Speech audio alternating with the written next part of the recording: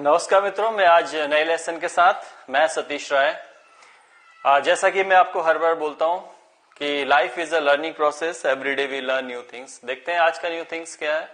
जैसा कि मैंने आपको कहानी के माध्यम से पहले बताया था कि राजा की जो फैमिली थी वो धीरे धीरे बढ़ती गई। अब देखें वो कहाँ तक पहुंची है।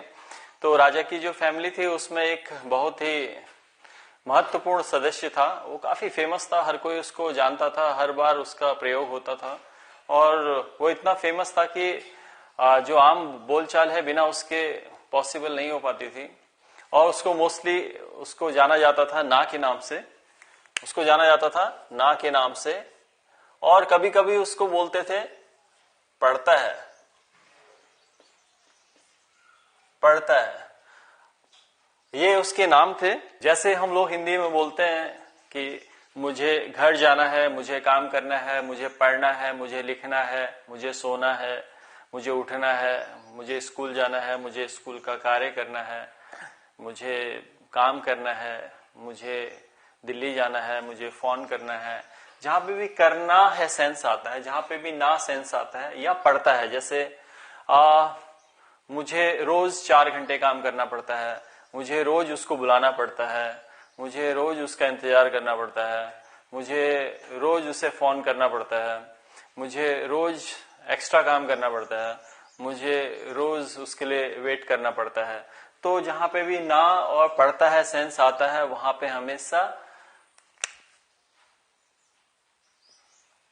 हैव टू सेंस आता है और हैज टू सेंस आता है। हैव टू सेंस आता है और हैज टू सेंस आता है। और वो कैसे कैसे आता है, जैसे मैंने आपको बताया था ये भी राजा की फैमिली से बिलोंग करते हैं। तो जो राजा की बेटियां थी, जो इज और आर, जो ये आर की फैमिली से बिलोंग करता है। हैव टू और हैज टू बिलोंग करता है वो इज की फैमिली से। अब आप समझ गए होंगे कि आर जो है एक से ज्यादा वालों के लिए साथ में रहता है और इज जो है जो अकेला रहता है या सिंगल रहता है उसकी फैमिली से बिलोंग करता है। तो इज जो है हैज टू के सेंस में आता है, आर जो है हैव टू के सेंस में। क्योंकि मैंने आपको बताया था जो राजा की कहानी थी उसके माध्यम से मैं आपको समझाने जा रहा हूं कि जहां पे भी सिंगुलर सेंस आएगा, जहां पे भी सिंगल सेंस आएगा वहां पे हैज टू का सेंस आएगा, पढ़ता है और ना में। और जहां पे भी एक से ज्यादा का सेंस होगा वहां हैव टू का आएगा। मैंने आपको इज और आर की जो फैमिली के बारे में बताया था, जो राजा की 2 बेटियां थी, ये उन्हीं फैमिली के 2 सदस्य हैं।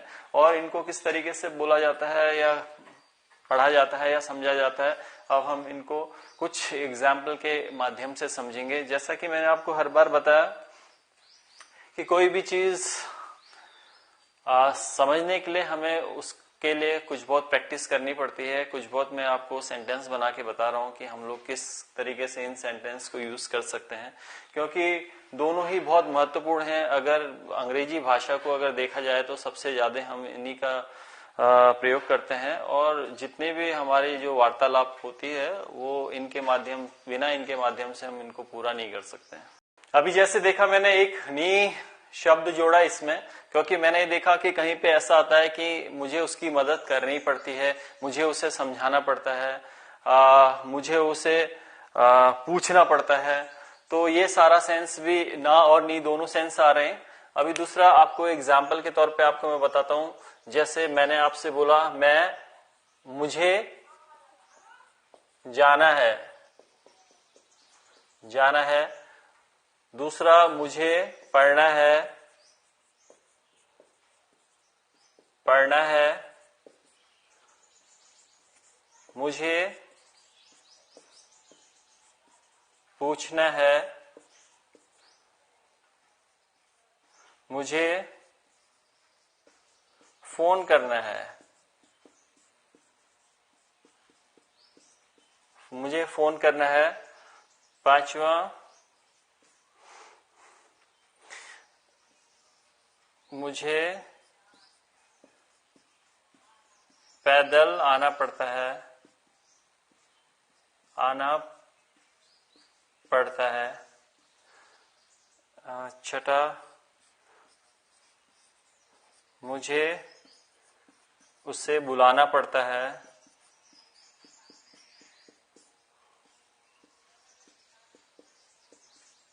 पढ़ता है। अब आपने देखा पढ़ता सेंस भी आया, ना सेंस भी आया। अब इसको कैसे बोलेंगे? मुझे जाना है, आई हैव टू गो। मुझे पढ़ना है, आई हैव टू स्टडी। मुझे पूछना है, आई हैव टू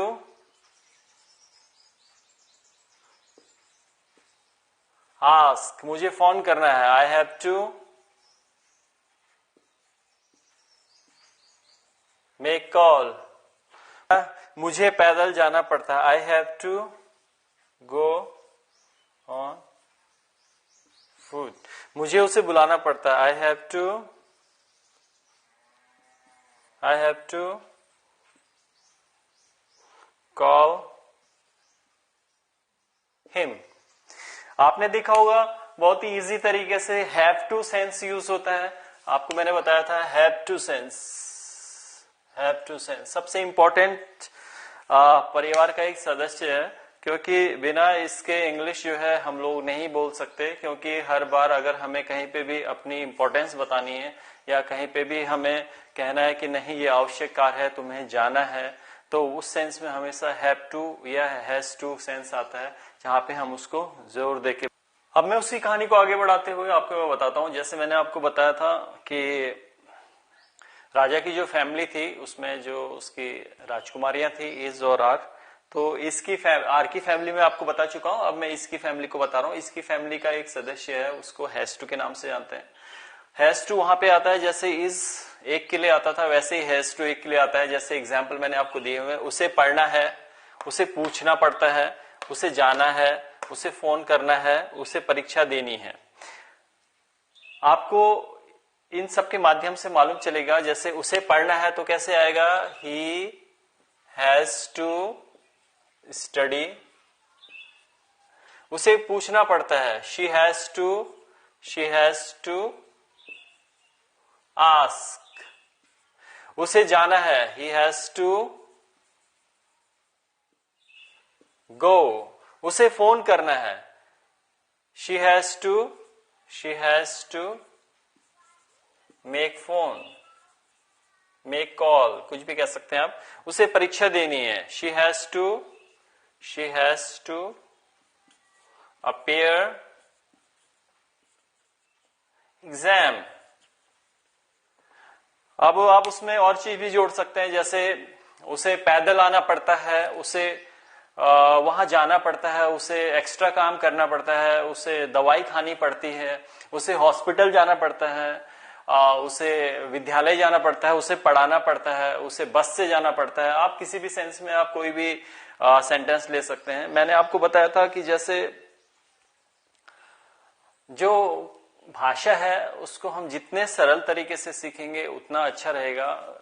और मैंने आपको पहले भी बोला है कि अगर आप जो ग्रामर है, ग्रामर के अगर आप रूल फॉलो करेंगे शुरू से ही तो बहुत दिक्कत होगी। क्यों दिक्कत होगी? क्योंकि आपने देखा होगा कि बहुत सारे लोग जो है बचपन से ही ग्रामर के रूल पढ़ते हैं। पहले वो बोलेंगे present tense, past tense, future tense, फिर उसके बाद उसको फिर से अलग डिवाइड किया जाता है, indefinite, continuous, perfect, perfect continuous. तो ये इतने नियम बन जाते हैं, वो 3 होते हैं, 3 के फिर 4 अलग हो जाते हैं, 12 हो जाते हैं।